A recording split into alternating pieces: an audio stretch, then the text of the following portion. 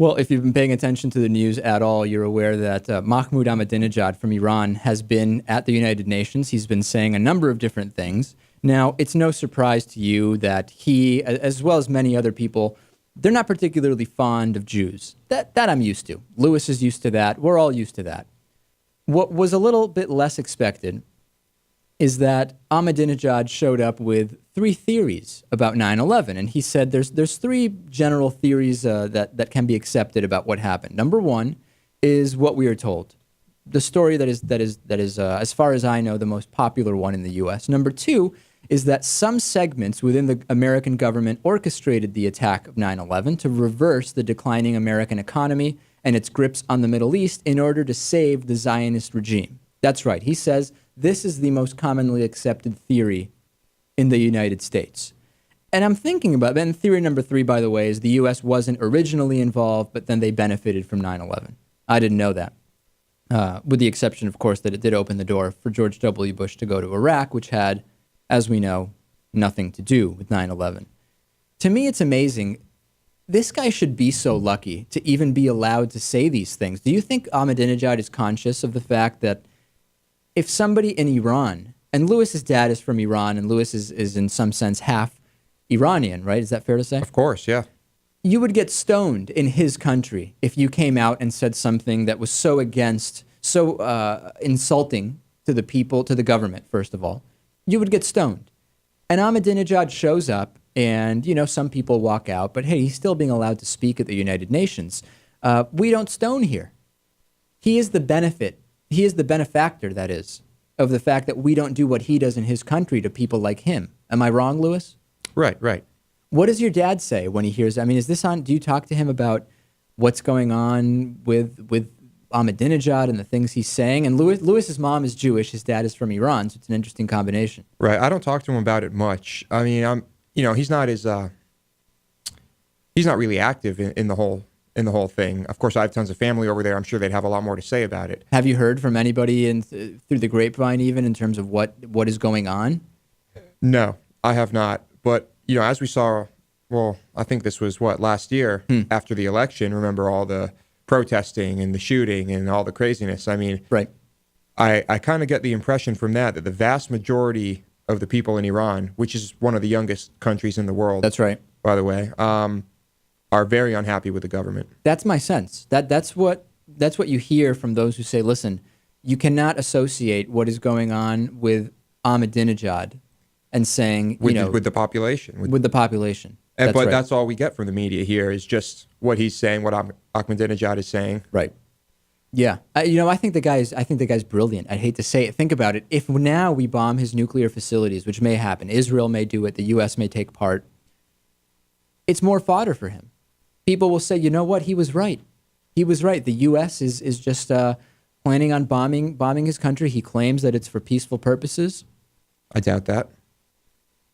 But think about it. He will be able to spin it. I think if the U.S. or anybody does bomb the nuclear facilities in Iran, he gains from it. I think he gains. I think he's got himself set up in a way where if you think he's crazy, you think he's crazy. But if you're kind of tangentially paying attention and you hear him complain about the U.S. and Israel, and then he gets bombed by Israel, I don't think it's going to hurt his cause by any means.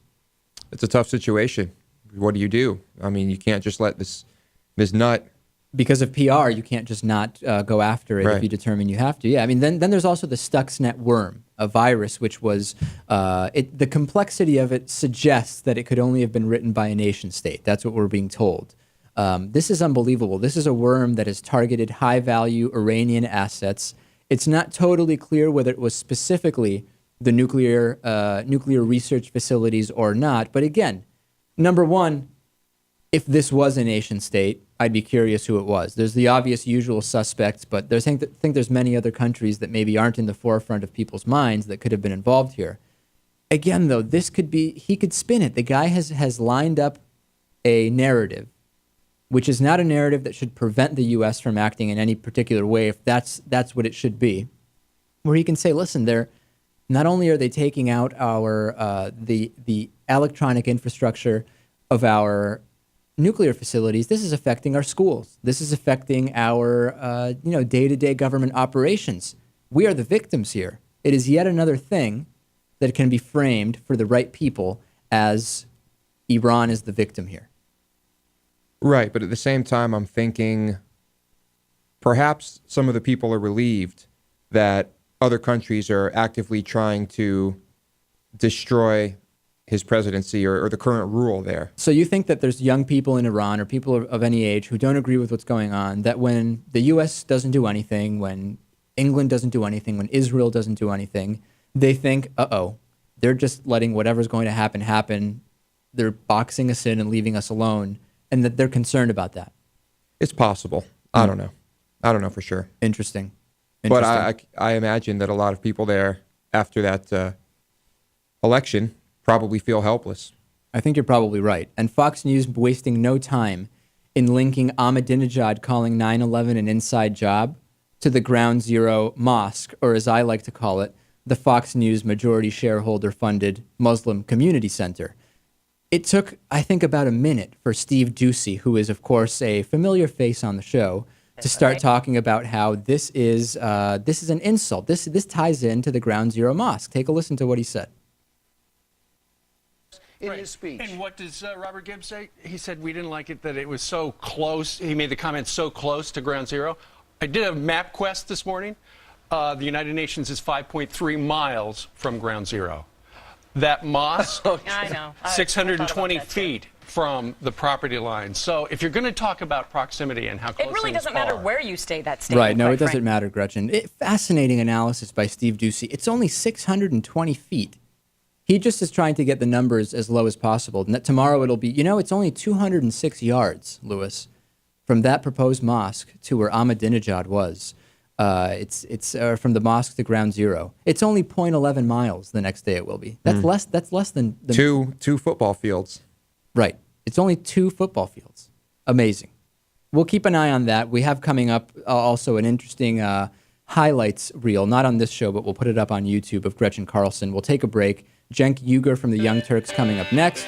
MidweekPolitics.com. Make sure to check out the membership program at MidweekPolitics.com. Support the show. Midweek Politics with Dave Pakman on MidweekPolitics.com.